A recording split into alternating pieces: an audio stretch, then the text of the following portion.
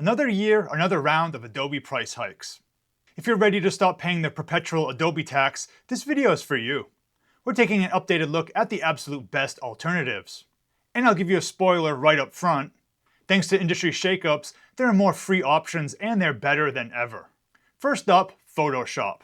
You don't need to pay a monthly bill to replace Adobe's flagship product. Our first alternative is Affinity. If you haven't checked it out lately, the landscape has totally changed from a year ago. Affinity used to be 3 separate apps, but Canva acquired them and made them one unified app for everything, available on Mac and Windows. And best of all, now it's totally free. That includes all the professional design tools for working with photos, vectors, layouts, and more. The only catch is that you need a free Canva account to log in, and you need a paid account if you want to use some of the more advanced AI features. But those advanced AI features are easy to ignore if you're not interested in them. But all the other standard stuff for editing and publishing, it costs absolutely nothing. Now if you're new to Affinity and you want to learn it from the ground up, check out my beginner course. It contains over 90 lessons covering everything from vectors and photos to text effects and adjustments. No experience in design software is required. I'll put a link in the description below. Now if you're someone who uses Photoshop for digital painting and illustration, one other alternative is Krita. It's perfect for artists on a $0 budget. It's open source, features a world-class brush engine, and unlike Affinity, it actually runs on Linux and Android in addition to Windows and Mac. Now let's look at Premiere and Lightroom. It may sound strange that I'm mentioning these at the same time, but it'll be clear why in a minute.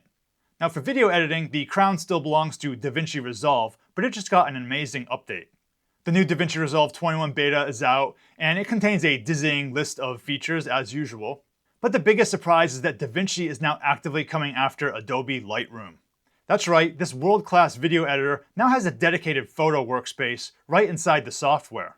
You can import your camera's RAW files, organize them into albums, and use Hollywood-grade color wheels and node workflows to batch edit your still photography, completely for free. You can even import your old Lightroom catalog. If you do choose to make a one-time payment for the studio version, you can unlock massive perks. These include AI speech generation and unlimited auto subtitles without a predatory credit system. It's an insane value, and I recently bought the studio version just because I want to support DaVinci from all the benefit I've got over the years. But again, the free version is more than adequate and better than most paid video editing programs out there. One other Lightroom alternative you might want to check out is Darktable. It remains the premier open source RAW developer. It supports non-destructive workflows, has GPU acceleration, and keeps your photo catalog completely local. Now what about motion graphics and visual effects? Replacing After Effects used to be tough, but another major competitor just went free: Cavalry. Just like Affinity, Cavalry was acquired by Canva, and now its pro-level 2D animation tools are free to anyone with a Canva account. Cavalry focuses on a procedural, data-driven architecture. It lets you connect the parameters of different objects to automate complex animations flawlessly. Now if one free motion graphics program isn't enough, we now have another alternative, and that is Autograph. This software was originally a premium, highly anticipated After Effects competitor designed for VFX and 3D workflows.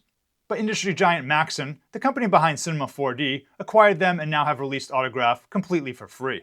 So between Cavalry for data-driven 2D animation and Autograph for heavy VFX and 3D compositing, the After Effects monopoly is close to being broken. And I'll just mention DaVinci Resolve's Fusion tab as another motion graphics option. To replace Illustrator, we used to use Affinity Designer.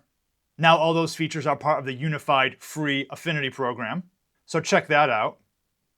Another great alternative is Inkscape. It's an open source powerhouse and boasts advanced tools like shape blending that even some paid apps like Affinity miss.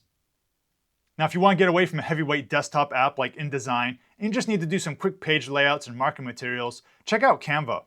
It won't give you advanced editing options like masks and blend modes, but it does have a massive library of templates that can be an unbeatable time saver in a crunch. The creative software game is changing very quickly. Many of these options I listed today are totally different from a year ago. So leave me a comment down below if you found any cool Adobe alternatives. And if you're making that jump to Affinity, don't forget to check out my beginner course. I'll leave a link in the description below. Thanks for watching and see you in the next video.